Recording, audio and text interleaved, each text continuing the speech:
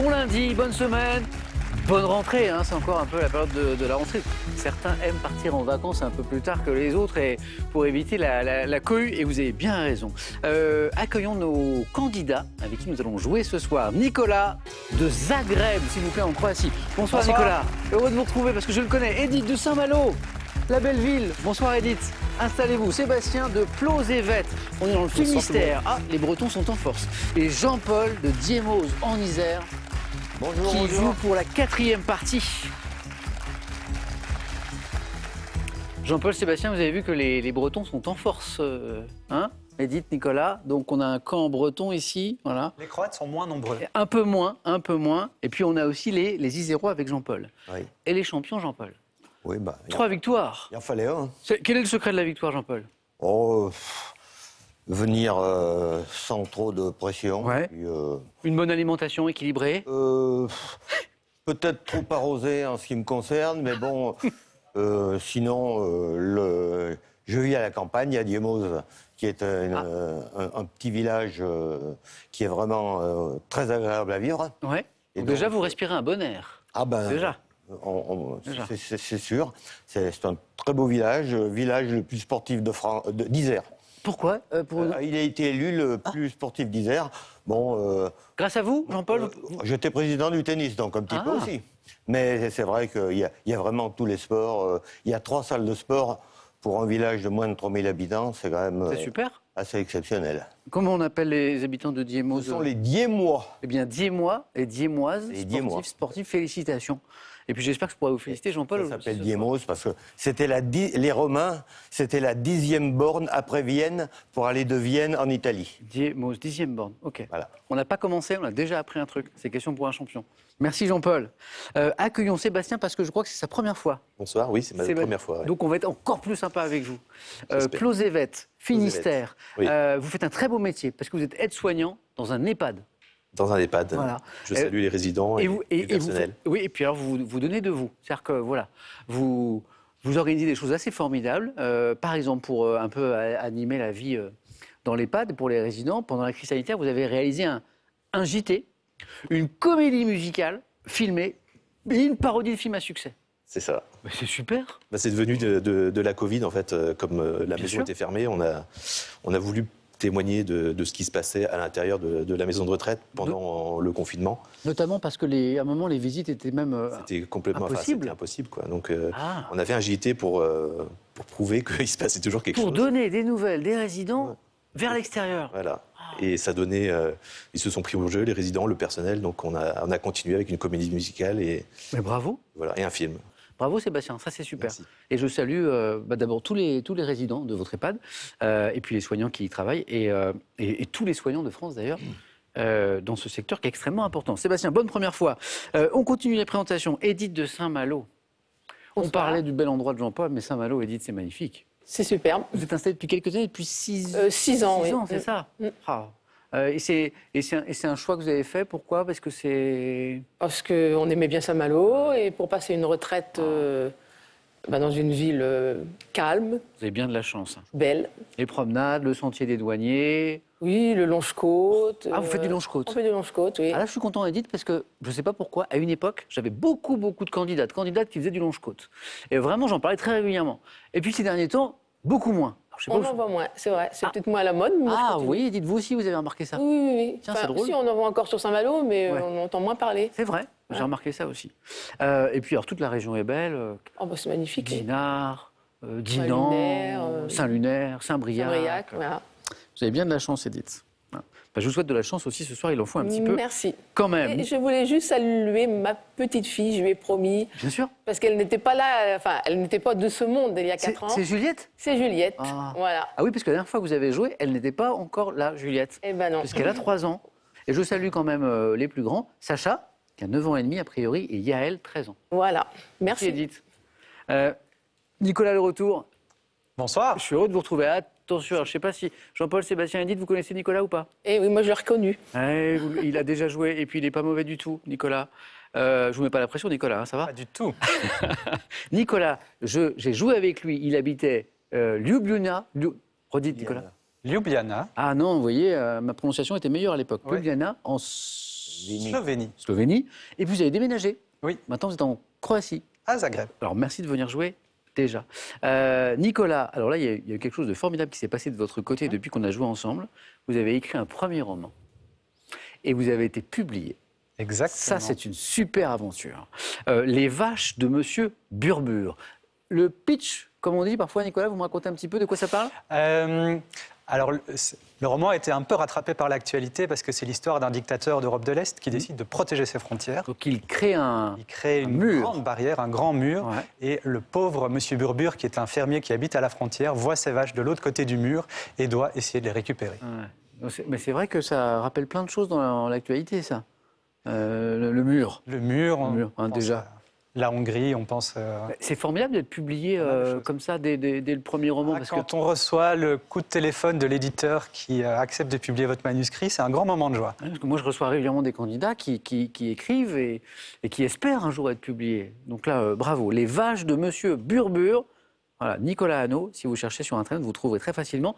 Et je crois savoir, Nicolas, que le deuxième est en cours d'écriture. Exactement, oui. J'étais en résidence d'écriture cet été, donc je travaille maintenant sur le suivant. Vous pouvez nous dire un mot du thème ou c'est encore un petit peu secret? Alors, on va dire pour le prochain roman, c'est secret. Par contre, j'écris aussi un récit de voyage sur un long voyage vers la Norvège, dont on reparlera peut-être. Oui. Nicolas, félicitations. Et puis, nouveau voyage à Question pour un champion dans un instant. Merci à tous les quatre d'être avec nous. Merci à vous d'être avec nous et de jouer avec nous, parce que je sais que vous jouez à la maison. Deux choses avant de débuter. Un coup d'œil à la cagnotte, elle est belle. Elle est à 12... Non, là, j'ai voulu lui enlever quelques chiffres. 19 600 €, pardon. 5 victoires pour la décrocher, 3 pour Jean-Paul déjà. Et puis, l'autre chose dont je voulais vous parler, c'est ceci, pour vous faire gagner à la maison, je l'espère, 3 000 € par mois jusqu'à la fin de cette année. Avec cette question. Comment s'appelle le chien de Tintin? 1. Idée fixe. 2.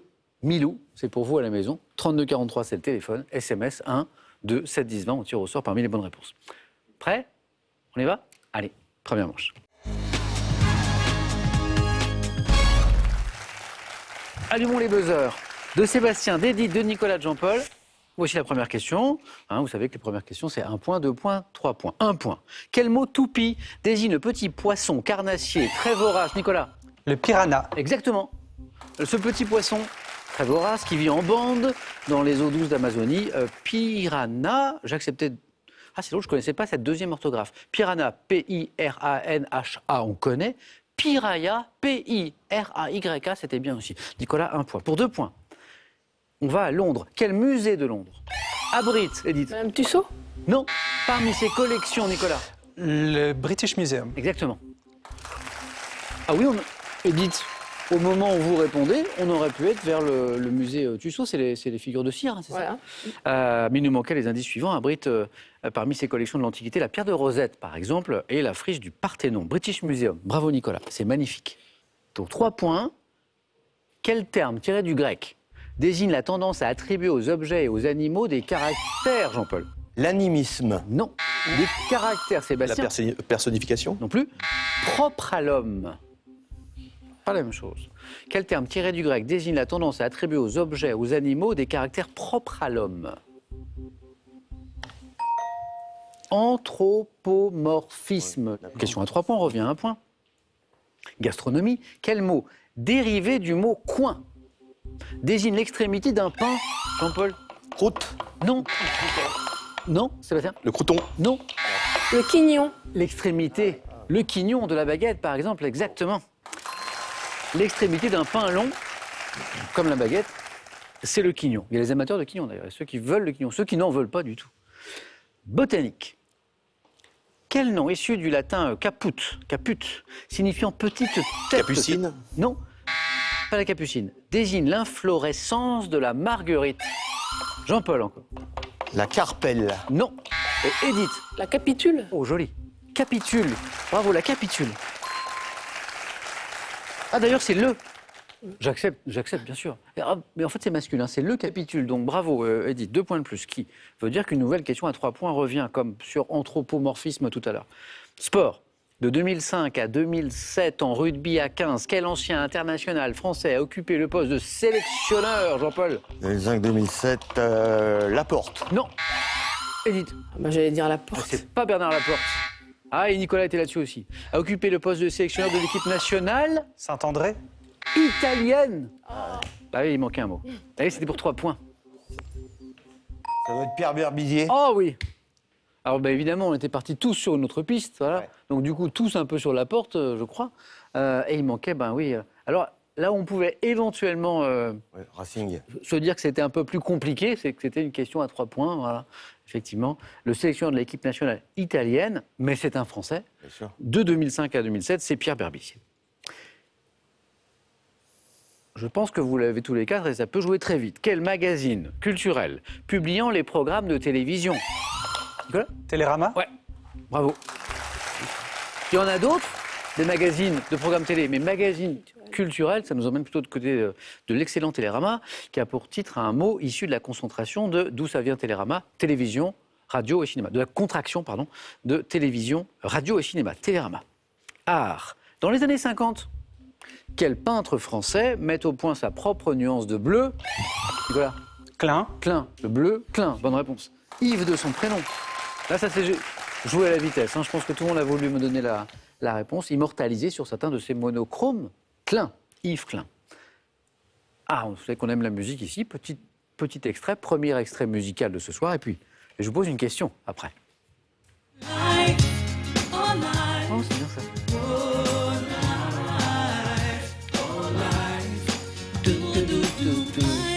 Superstitious girl, I'm the worst in the world. Never walk under ladders. I keep a rabbit's tail. I'll take you up on a dare. Anytime, anywhere. Name the place, I'll be there. Attention, n'allez pas trop vite, les candidats et à la maison, parce que parfois la musique nous emmène ailleurs. Donc la chanson c'est Life, c'était pas la question. Tube de l'année 98, dans lequel la chanteuse Desri, c'est toujours pas la question, dresse une liste de diverses superstitions. À propos de superstitions, en Italie, quel nombre est réputé porter malheur? Jean-Paul? Le 17. Ah oui. Et Jean-Paul, c'est 3 points, ça. Pas de chambre d'hôtel. Pour le coup, le 17 vous a pas porté malheur du tout. Il n'y a pas de chambre d'hôtel, je crois, de 17 en Italie. Ah oui, c'est vrai. Donc c'est notre quoi? C'est notre 13 à nous, hein, on pourrait dire ça. La question disait, bravo Jean-Paul, à propos de superstition, en Italie, quel nombre est réputé porter malheur? Car lorsqu'il est écrit en chiffres romains, il est l'anagramme de vixi, signifiant j'ai vécu en latin. Ah, d'accord. Et 17, ok, d'accord. Le 17, Jean-Paul, 3 points, c'est parti. On cherche une station thermale. Quelle station thermale sur la rive est du lac du Bourget? Voilà. Les Bains. Bonne réponse. Nicolas est sur la bonne réponse. Sur le début, vous avez vu que je ne dis rien. Hein, j'attends que Nicolas me précise éventuellement. Il précise Aix-les-Bains est la bonne réponse, qui nous emmène à 7 points.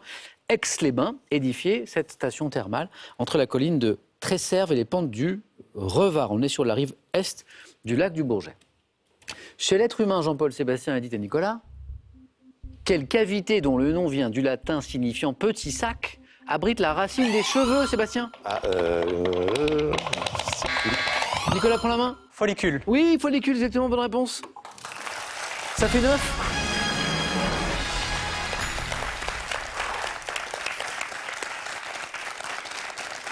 Follicule, pileux, follicule. Follicule, pilot, Sébastien. Bravo Nicolas pour cette rapide qualification. Vous pouvez respirer un petit peu, souffler. Je vous dis à tout à l'heure aux 4 à la suite. Autre épreuve. Rien n'est joué. Voilà, Jean-Paul, 3 points. Edith, 3 points. Compteur à débloquer Sébastien. Ouais, mais on fait que démarrer. Il y a encore de place. Il y a encore de l'espace. Maintenant, on passe à des questions qui toutes vous rapportent 2 points si vous trouvez la bonne réponse. Culture générale. Quel acronyme inscrit sur une enveloppe? Edith? Je sais plus. Signifie courrier d'entreprise à distribution. Jean-Paul? Le CEDEX. Exactement, c'est ce que Edith cherchait peut-être et c'est parvenu. Oui, CEDEX. 2 points. Un peu de science, un peu de technique. Oui. Par quel terme anglais, lui-même emprunté à l'ancien normand, désigne-t-on l'engrais naturel? Le compost? Oui. Oh, vous avez un jardin, Edith. Capitule tout à l'heure, compost là. Hein, l'engrais naturel constitué d'un mélange de résidus organiques, minéraux, ce compost qu'on fabrique souvent soi-même, les jardiniers, au fond du jardin. Edith, bravo. En 2001, un petit peu de sport. 2001, à l'issue de sa finale victorieuse à Roland-Garros, 2001, quel joueur de tennis brésilien? Jean-Paul. Ah oui, oui. Et Sébastien, il a buzzé aussi. Et c'était juste après. Bonne réponse. Gouga. Ah, Sébastien était sur le coup, j'ai vu. Vous avez vu, je prends mon temps pour les indices. Je me dis, si j'ai un spécialiste de tennis, 2001, finaliste, victorieux à Roland-Garros, ça peut suffire. Je vois que ça ne suffit pas. Je vous rajoute brésilien, là, il n'y a plus de doute. A dessiné un cœur sur le central avec sa raquette, Gustavo Kuerten, Guga, qui était très aimé du public. Gustavo Kuerten. Télévision. En 2014, on cherche une comédienne. Quelle comédienne est récompensée aux Golden Globes pour son rôle de Claire Underwood dans la série télé House of Cards? Comédienne, Edith? Wright. Joli. Robin Wright. 7 points aussi. Bravo. Robin Wright. 7. Sébastien, rien n'est joué, mais dommage parce que vous êtes sur le coup, mais parfois il manque le petit dixième de seconde pour faire la différence et prendre la main. Comme sur Kuerten à l'instant. Toujours pour 2 points, ce qui pourrait suffire à Edith ou Jean-Paul pour se qualifier. Sur un chantier, quel engin de levage est formé d'un bras? Edith? La grue? Bah oui. Edith, vous êtes en deuxième manche. La grue. Ouais, engin de levage, chantier, bras orientable. Comment on appelle le bras orientable d'une grue? Je l'ai là. Là, c'est un nom. La flèche? La flèche. Montée sur un support de hauteur variable, la grue. Jean-Paul, toujours au bord de la qualification. Sébastien, un coup de 3 points, pouvait revenir très très vite aussi. Musique. En 68, à quel groupe de musique dont le chanteur est Demis Roussos? Jean-Paul. Aphrodite Child. Ah oui, c'est ça. Ben oui, Demis Roussos, c'était Aphrodite Child. Jean-Paul, vous êtes qualifié. Allez-y. Doit-on le titre Rain and Tears? Sébastien, ce score n'illustre pas votre niveau parce que j'ai vu que vous étiez sur le coup sur plusieurs questions. Voilà, et puis avec le petit rien qui manquait au niveau du buzzer. Plus une question de rapidité que de connaissance. D'ailleurs, souvent, la première fois, c'est ce qui peut faire défaut. Donc n'hésitez pas à revenir. Je reviendrai. Pour le petit delta de rapidité là, qui vous permettra d'aller plus loin et de connaître les joies du 4 et la suite, du face-à-face et la victoire. Bon retour, Sébastien. En Bretagne, petit message? Je peux passer un petit coucou au club de tennis de table de Plozévet, dont je suis le président, et donc à toute ma famille de Kerveillérec. Vous êtes un passionné de tennis de table, hein? J'aime bien, ouais. Joueur, président de club, je crois. Président, ça fait 25 ans, ouais. Ouais, bravo pour cet engagement. Vous en faites des choses, hein, Sébastien? Non mais en vrai, félicitations. Bravo. Bon retour, à la prochaine. Donc on s'est dit, il y a un cadeau pour vous. Ryobi vous offre ce lot d'outils 18 volts OnePlus composé d'un ventilateur, d'une enceinte Bluetooth compacte, d'une lanterne LED et d'un pack chargeur avec batterie. Des grottes de Lascaux aux plages du débarquement, retrouvez les lieux emblématiques de notre passé et revivez notre histoire avec ces endroits qui la racontent et ceux plus secrets dont l'accès nous est souvent interdit. Envie de jouer à Question pour un champion? Très bien, une seule adresse, qpuc.tv, notre site internet, passez les sélections, cliquez ici, inscrivez-vous, on vous rappelle très vite. Vous pouvez également revoir nos émissions et même trouver un club près de chez vous pour vous entraîner. Quant à moi, je vous attends sur ce plateau. Allez, à vous de jouer pour gagner 3 000 € par mois jusqu'à la fin de l'année. C'est la fête. Comment appelle-t-on le chien de Tintin? 1, idée fixe. 2, Milou. 1, 32 43. Téléphone par SMS, 1 ou 2 ou 7 10 20. On tire au sort parmi vos bonnes réponses. Jean-Paul, Edith, Nicolas. J-E-N. Gêne. Là où il y a de la gêne, il y a du plaisir. C'est parti.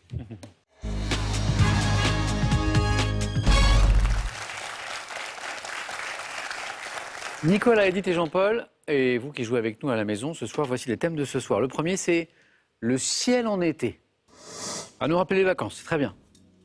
Le deuxième, c'est Madame et Monsieur dans les titres de films. Madame et Monsieur dans les titres de films. Ok. Il faut qu'il y ait le mot Madame ou le mot Monsieur dans les titres de films qu'on va chercher. C'est ça, pour être tout à fait précis, d'accord? Quand les animaux parlent, bon, ça c'est voilà, assez clair. Et le thème mystère, alors celui-là il n'est pas clair, mais c'est normal. Nicolas, prenez le temps si vous hésitez. Quand les animaux parlent. Ok.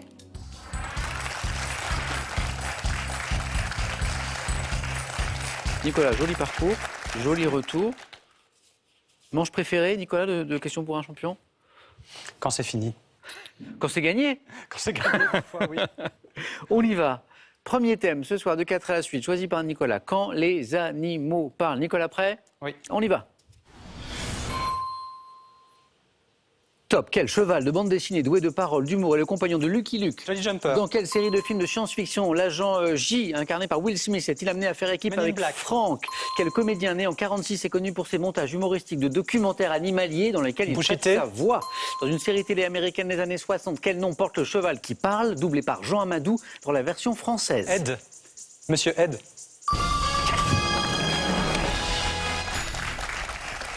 1, 2, 3, 4 questions, 4 bonnes réponses et le 4 à la suite parfait. Ed, je n'acceptais pas, mais Nicolas a précisé aussitôt, Monsieur Ed, j'acceptais Mister Ed aussi. Je reviens sur la question de 4 à la suite, c'est la plus difficile. Là, je dis bravo Nicolas, ça vous l'avez aussi. Dans une série télé américaine, ça remonte des années 60, quel nom porte le cheval qui parle, doublé par Jean Amadou dans la version française? Oui, je crois qu'on voit le bout du mufle. Je ne sais pas si on dit un mufle ou un museau pour un cheval qui bouge. Monsieur Ed, Mister Ed, vous l'aviez Jean-Paul ça? J'avais comme Monsieur Ed, j'avais pas les deux. Ah, vous avez la plus difficile Jean-Paul. Parce que je suis le plus vieux. Jolly Jumper, vous l'aviez? Lucky Luke. Oui, oui, quand Oui. même. ouais. Donc, on avait, par ordre de difficulté décroissant, on avait Patrick Bouchité, bravo. J'aimais bien quand j'étais petit. Ah, c'était avec les animaux drôle, qui c'était parlaient. drôle. Voilà, les doublages d'animaux, les petits singes, tout ça. Patrick Bouchité, donc comédien né en 1946, connu pour ses montages humoristiques de documentaires animaliers dans lesquels il prête sa voix aux animaux. Puis comédien aussi. Comment s'appelait ce film? Les démons de Jésus? Je sais plus, je suis pas sûr. C'était très très bien. Man in Black, la science-fiction, les extraterrestres. Le carlin qui parle. Oh, le carlin Oui, qui c'est parle, ça. exactement. Et donc, du coup, le carlin, c'est Franck, je pense, le chien bavard.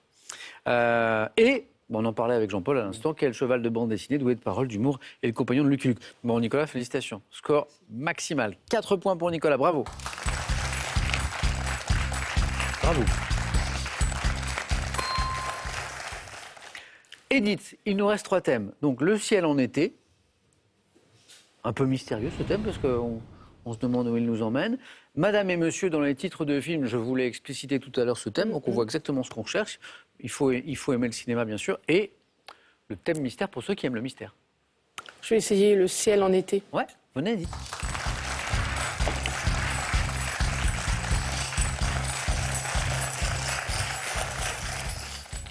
Le ciel en été. Edith, on tente le même score que Nicolas. Hein. Il nous faut un bon score. Le ciel en été. Prête, Edith? Oui. Bonne chance pour ce 4 à la Merci. suite. On y va. Top. Quelle période de l'année où le soleil atteint son plus grand éloignement de l'équateur marque le début de l'été dans l'hémisphère nord? Quelle période? L'équinoxe d'été. Quelle phase où la Lune présente sa face obscure à la Terre, survenue cet été les 29 juin, 28 juillet, 27 août, facilite l'observation des étoiles? Phase où la Lune présente sa face obscure. Je ne sais pas. Quel nom porte l'essaim de météorites et de météores observables dans la constellation de Persée en juillet et août de Persée? La Voie lactée? Quelle étoile orangée, dont le nom d'origine grecque signifie le gardien des ours, est l'une des... Quelle période de grande chaleur correspond à l'époque où les... Dommage. Vous l'avez celle-ci? Quelle période de grande chaleur, on en parle beaucoup, La canicule. canicule, correspond à l'époque où l'étoile Sirius se lève et se couche avec le soleil en été? La canicule, ça a été hélas beaucoup dans l'actualité de ces derniers mois. Je reviens sur les questions précédentes, notamment le nom de l'essaim de météorites et de météores observables dans la constellation La nuit de des étoiles. Persée. J'ai insisté sur La Persée. Perséide. Exprès, j'essaie de vous aider parfois en appuyant sur certains mots parce que c'était les Perséides. On est au maximum de ce phénomène le 12 août. La période de l'année où le soleil atteint son plus grand éloignement de l'équateur, qui marque le début de l'été.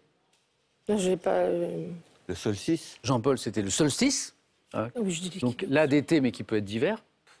La phase où la Lune présente sa face obscure à la Terre, c'était le 29 juin, 28 juillet, 27 août cet été. la nouvelle lune. Oui, la nouvelle lune. Hein. Et alors ça, je crois que c'était... Celle-ci était difficile. Je ne sais pas si Nicolas, Jean-Paul, vous l'avez. On cherche une étoile orangée dont le nom d'origine grecque signifie le gardien des ours et qui est l'une des premières à s'allumer les soirs d'été. Ours en grec. Ashtar. Non, presque, la racine est intéressante. Oui, ah oui, voilà. Je sais pas, mais ours Oui, en grec, oui, c'est oui, Arcturus, exactement, oui. c'est la bonne racine. Arcturus. Arcturus. Arcturus. Arcturus. Arcturus, Ouais. exactement. Arctophile. Edith, ça n'est pas forcément terminé. Oui, Même si je ne souhaite pas à Jean-Paul, mais champion. Hein. c'est vrai. Merci Edith. Merci. Merci beaucoup. On a fait zéro. Jean-Paul, inquiet de s'être requalifié peut-être en 3e position parce que ça laisse un peu moins de Ah choix, oui. se dit qu'il y a un coup à jouer là. Parce Oui. que Jean-Paul, une bonne réponse dans l'un de ces 2 thèmes qui nous restent, et ça suffit. Il faut marquer ce point. Je vais faire ce que j'ai jamais fait en 30 ans de jeu, prendre le thème mystère. Le cinéma, monsieur et madame dans les titres de film, Ce non. qui est récent, pour les vieux, Non. c'est pas bon. On n'a pas la mémoire proche. C'est vrai? Non, non. On va voir ce qui se cache derrière ce thème mystère, Jean-Paul.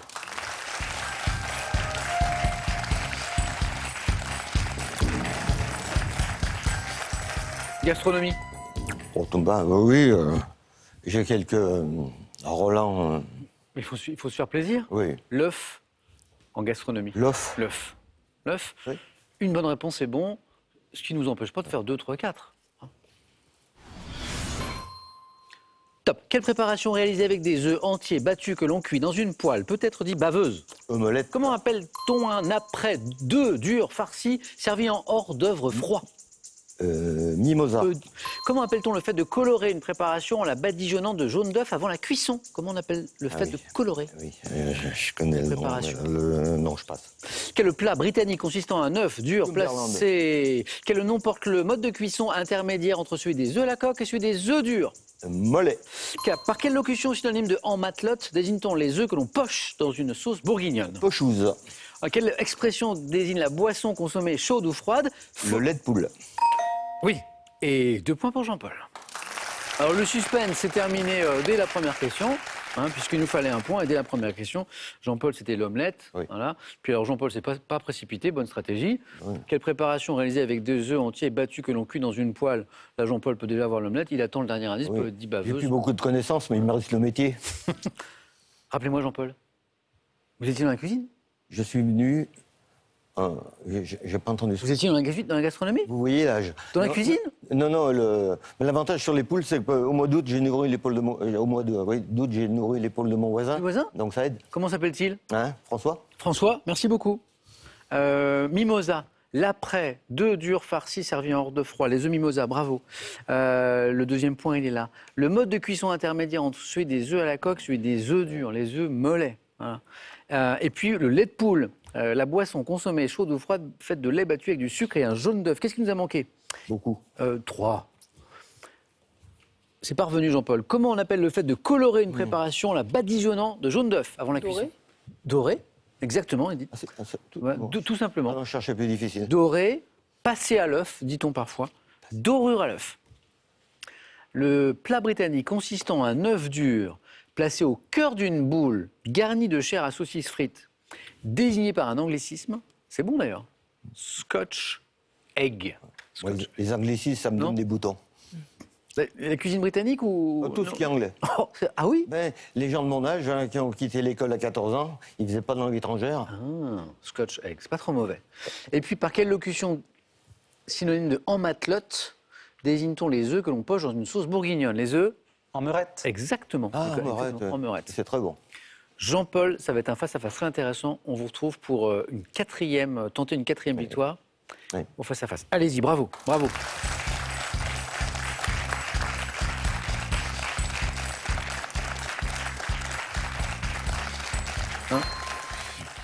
Quand on est champion, quand on essaie d'enchaîner les victoires, on se fait peur en se qualifiant en 3e au 4 à 8, on se dit « Ah, je vais avoir moins de choix et peut-être qu'il y a un thème qui m'aurait plus réussi que je ne vais pas pouvoir prendre. » Ça se passe bien.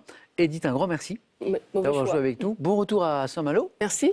Et puis, et je vous dis à très très bientôt. Un cadeau pour Edith que voici. Spartou.com a le plaisir de vous offrir un bon d'achat de 240 €. Faites votre choix parmi une large sélection de chaussures, sacs et vêtements. Apprenez à reconnaître facilement les petites bêtes les plus communes de nos régions et découvrez leurs super pouvoirs. Puis étudiez les abeilles, construisez votre ruche et récoltez votre miel.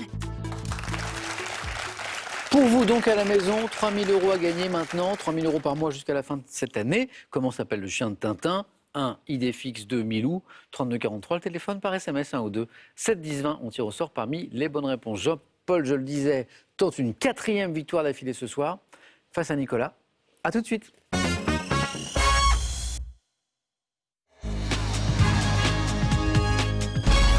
Premier face-à-face de la semaine. Nicolas, Jean-Paul.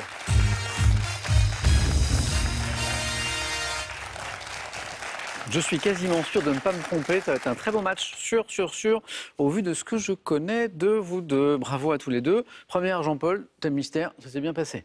Voilà. Oui, hein, on le reprendra. Jusqu'ici, tout va bien. Je vous rappelle que Jean-Paul, ça n'est pas rien. Hein, parce que vous savez combien c'est difficile de gagner ici, d'enchaîner les victoires, hein, de triompher, de sortir de 9 fois gagnants, d'être 4 à la suite des face-à-face. 3 victoires déjà. Jean-Paul, il tente une 4e sur la route de la cagnotte qui est à 19 600 €. C'est une belle cagnotte, elle a démarré à 10 000 €. Et Nicolas, qui a déjà joué à ce jeu, qui le connaît bien et dont je sais le niveau, joue pour une première victoire ce soir. Voilà pour les enjeux. On regarde les cadeaux. Et on démarrera dans un instant avec une question de botanique. Cadeau d'abord pour celui qui arrivera en seconde position. Boulanger vous offre cet ordinateur portable Lenovo Flex 5 qui, avec son format léger, rotatif et tactile, sera aussi polyvalent que vous. Découvrez l'histoire passionnante de l'aviation, du rail, de l'automobile, de la moto et du vélo et partagez l'aventure de ces fabuleux moyens de locomotion à travers plus de 3000 véhicules de légende. La question de botanique juste après ces cadeaux pour le vainqueur maintenant. Partez en week-end bien-être à 2 dans l'une des 4 Thalasso Valdis Resort. 8 soins et RIED au rendez-vous pour prendre enfin soin de vous. Nicolas, qu'est-ce qu'on fait de cette question de botanique? Eh ben, on la prend. C'est gardé. Jean-Paul, Nicolas, bonne chance. Top fruit de la plante Citrullus lanatus. J'appartiens à la famille des cucurbitacées. Je suis cultivé dans les régions tempérées et tropicales, pouvant être de forme sphérique ou ovale. Je pèse de 3 à 5 kg et suis riche en eau. Souvent servi découpé en tranches, j'ai... La pastèque. C'est exactement la pastèque. Une peau vert foncé, une chair allant du rose au rouge. C'est délicieux, c'est très rafraîchissant, l'été notamment. Rempli de grosses graines noires aplaties, gros fruits également appelés melons d'eau. Je suis la pastèque, exactement. Jean-Paul, 3 points.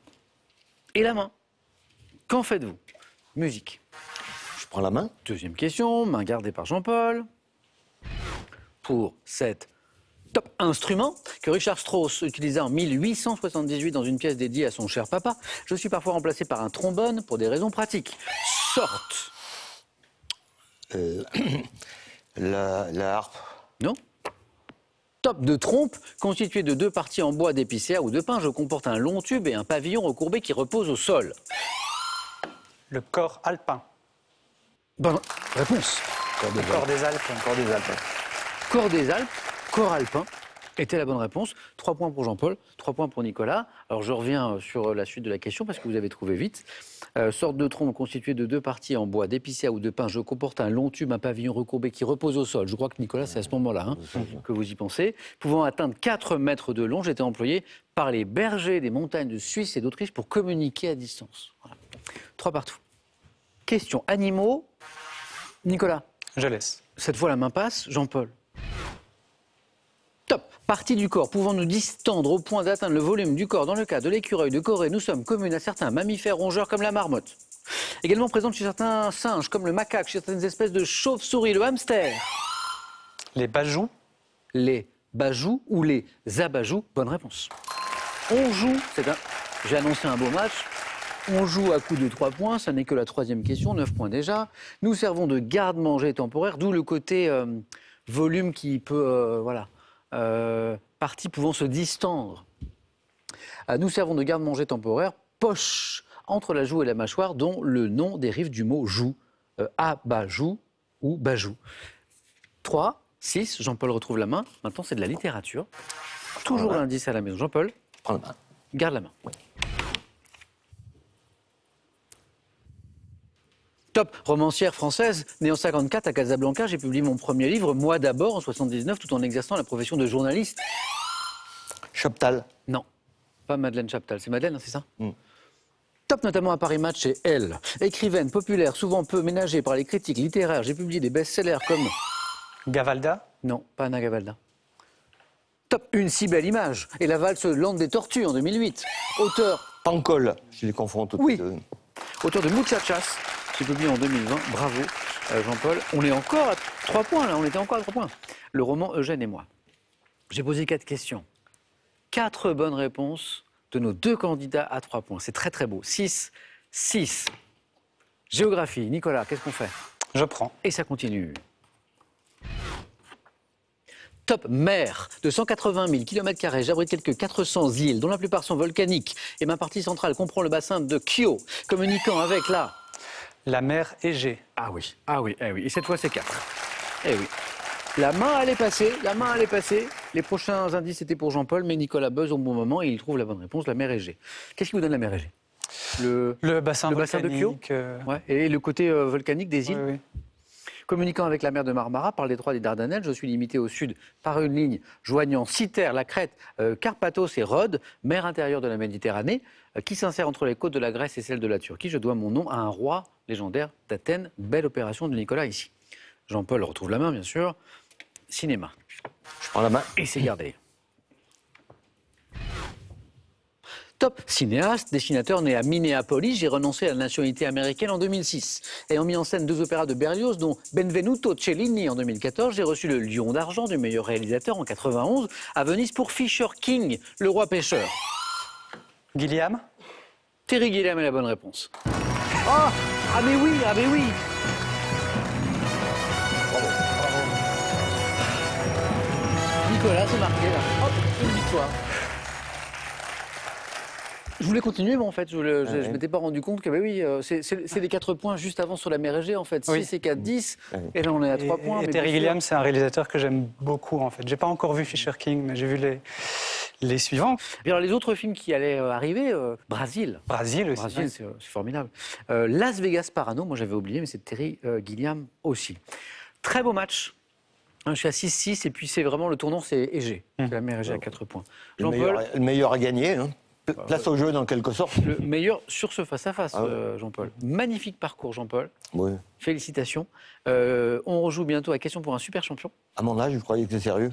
Bien sûr, bien sûr. 96 ans demain. Non, 76. Ah non 76. 76 ans, j'espère que je serai toujours là à Question pour un champion. Non, non, c'est pareil, moi je laisserai ma place aussi. Jean-Paul, à bientôt à Question pour un super champion. Nicolas, j'ai une question à vous poser. Qu'est-ce qu'on fait maintenant? La semaine ne fait que commencer. 500 € gagnés, les cadeaux, on est à 4 marches de la cagnotte. Est-ce qu'on retrouve Nicolas demain pour parler de littérature, pour parler de cinéma et pour répondre à des questions? Réponse dans 5 secondes.